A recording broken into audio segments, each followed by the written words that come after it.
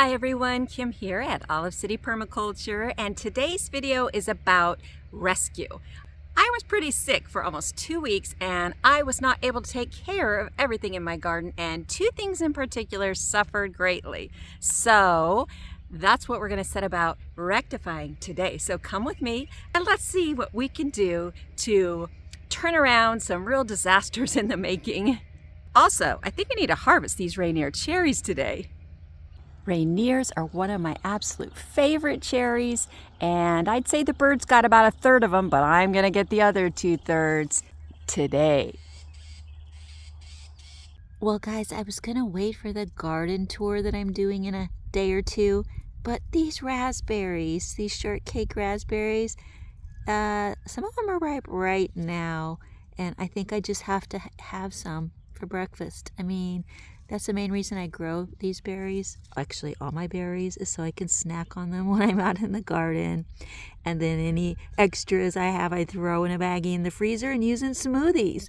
But these raspberries have been a wonderful surprise to me because I mentioned before, I'm not really a raspberry person, but these are fabulous. Shortcake raspberries.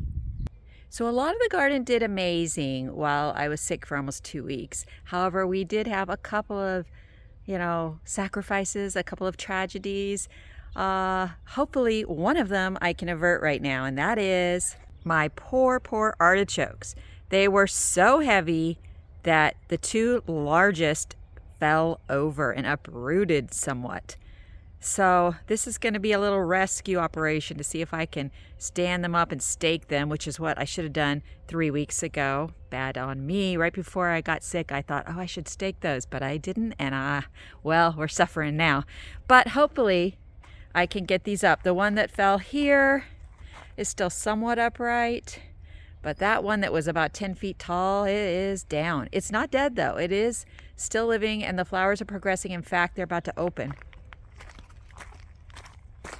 You can see the purple tinge there where the artichokes are about to bloom. And in one way, I am tempted to leave it down because we can actually see the flowers. When it's 10 feet tall, we probably won't see them very well. So actually, I'm hoping to stake it sort of halfway. I don't know, but we shall see what happens. I'll be happy if I can get any of them blooming and that they don't die off. Also, hidden in the depths here are baby artichokes. You can see right there. So I'd like to dig these pups out and get them planted too. And here is one more disaster just about to happen. I want my calendula to keep blooming for another few weeks at least until the really intense heat hits here.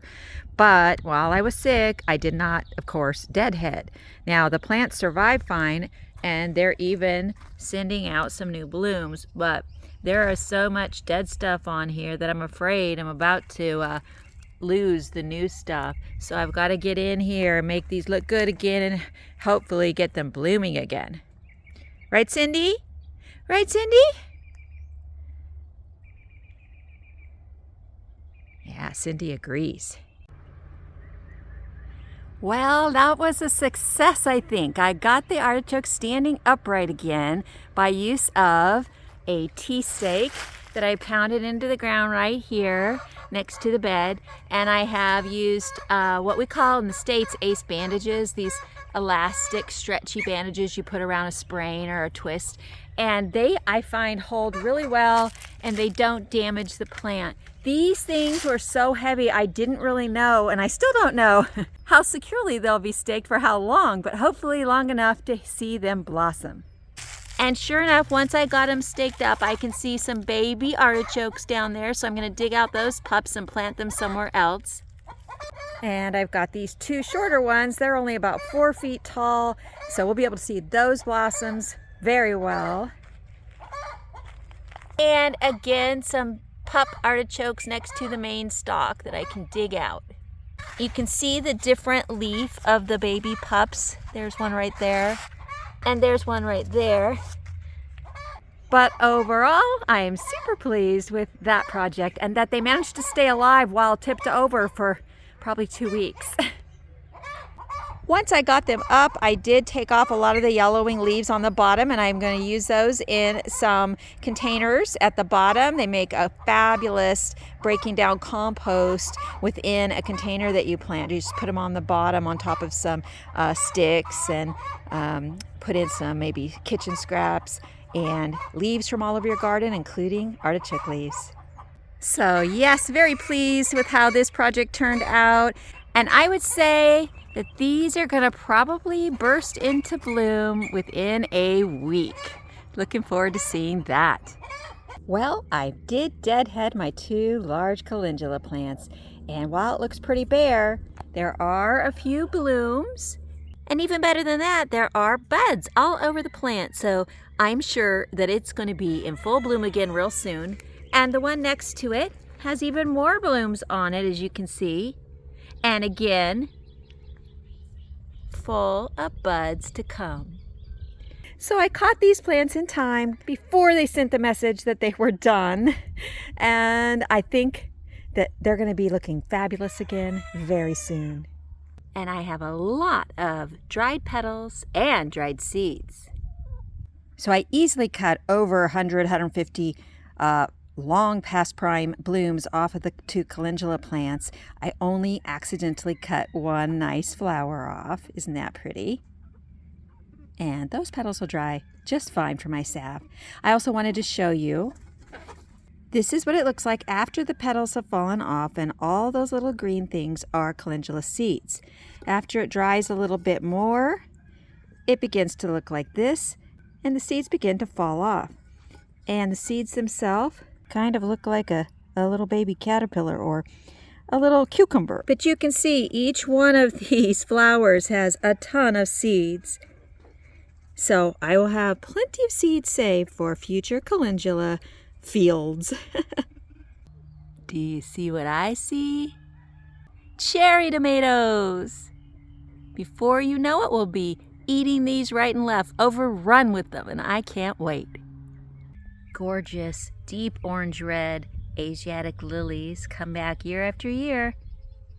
Gazanias and borage looking as pretty as ever. I love volunteer plants. So I hope you can see that even when things don't look good, even when they look like there's no saving them, like that fallen down 10-foot artichoke plant that probably weighed 50 pounds, don't give up too soon. Give it a try. Just see what you can do. You never know. And trying often, I've found, leads to success. And those artichokes are going to bloom gorgeous very soon. And that stake and that elastic that's holding it up is going to do just great. Had to snatch some more raspberries because they're just so good. And you know, I don't want the birds to get them.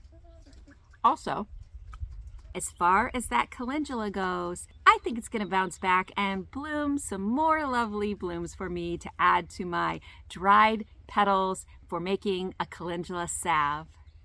But of course, when the really intense heat gets here in summer, calendula will stop producing mostly, and then it will come back to life again when it cools off in the fall. So my job is to get back to deadheading like I know I should, because that is what tells the plant just to keep producing more flowers. If you let the flowers go like I did to seed, then the plant thinks it's all done and it will die back. But I think I caught it just in time. Again, don't give up too early on things that seem like a disaster, on things that seem like there's just no saving them, because often you can save them. So just give it a try. Thanks for joining me today, and I will see you again very soon. And don't forget that you can create the garden and the life that you want. So why not start right now? Have a great week, everyone.